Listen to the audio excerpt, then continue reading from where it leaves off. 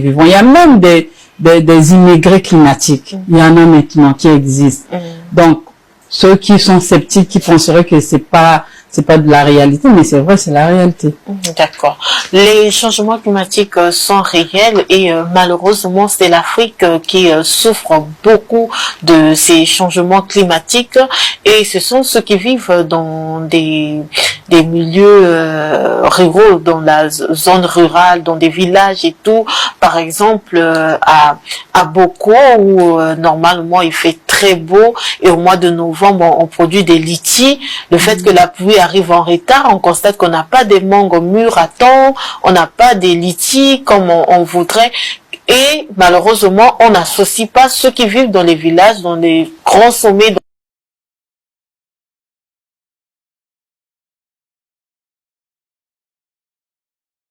Que moi, je participe dans les conférences internationales sur les changements climatiques.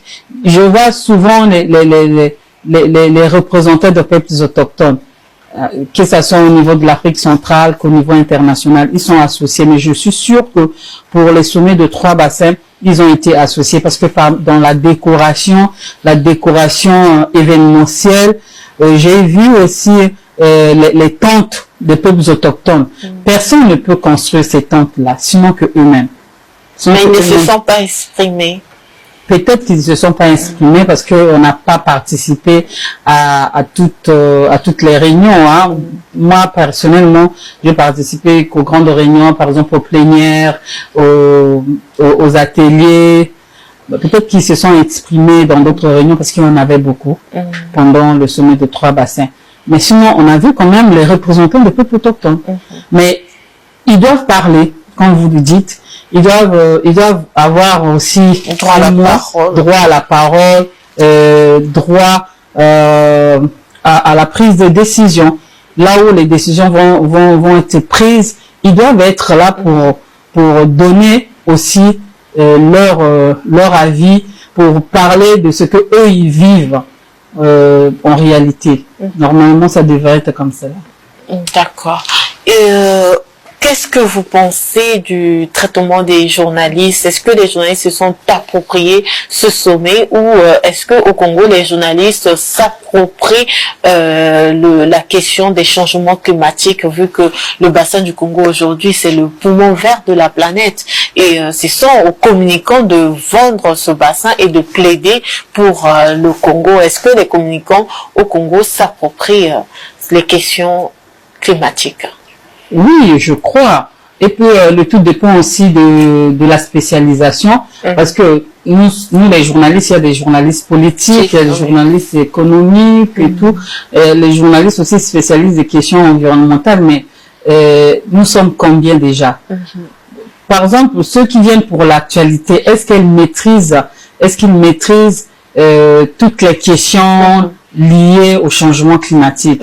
Peut-être il faut qu'on forme. Il faut que le gouvernement forme les journalistes, leur donne l'envie de se spécialiser dans ce domaine, parce qu'on n'est pas nombreux. C'est vrai qu'il y a des associations, les associations sous-régionales, l'association nationale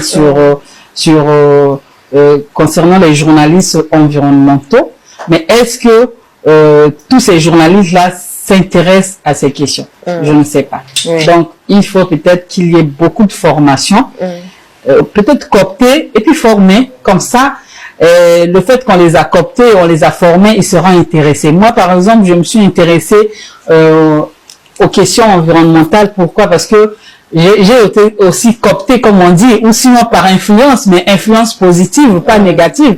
Parce que je travaillais avec le ministre d'État Jumbo, je crois que j'ai fait peut-être 15 ans ou 16 ans à ses côtés. J'étais dans son cabinet. Au départ, je m'occupais de son côté privé. C'est-à-dire pas le côté cabinet, parce que le côté cabinet, côté gouvernemental, il y avait déjà toute une équipe.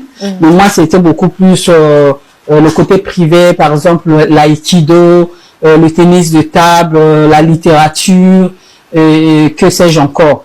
Mais après, au fur et à mesure, vu ma compétence, Et le ministre était obligé de m'emmener au cabinet. Et c'est quand je suis arrivée au cabinet que j'ai commencé à m'intéresser. En fait, j'ai été forcée parce que je travaillais pour ce ministère.